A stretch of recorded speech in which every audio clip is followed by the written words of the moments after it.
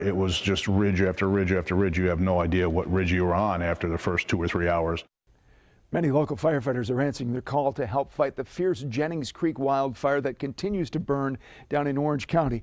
It's dangerous work. A state parks employee died when a tree fell on him earlier this month. Kumi Tucker spoke today to firefighters in East Berne about what it was like on the front lines.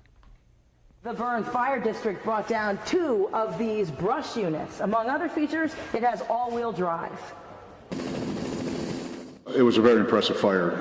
The terrain was incredible. It was rocks, it was cliffs, it was huge trees. It was incredible. It was a very tough terrain, very tough fire. The Berne Fire District was deployed to the Jennings Creek fire, to Cliff Road at Greenwood Lake. They went down with 11 volunteers from Berne and East Berne, 2 brush units, and 2 wildland ATVs.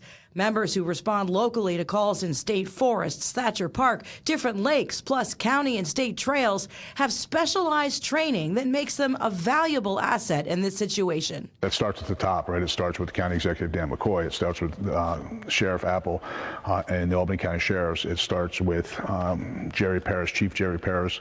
As far as the fire coordinator goes, those guys and the Albany County Legislative Body, they have invested in training some of the best firefighters in New York State, in my opinion. The Department of Environmental Conservation tells us the wildfire is still 88% contained and has burned more than 5,300 acres of land.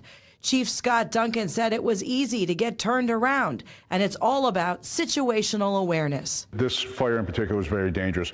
Like I said, the falling aspect of it just alone, there's, again, a lot of cliffs, a lot of loose rock.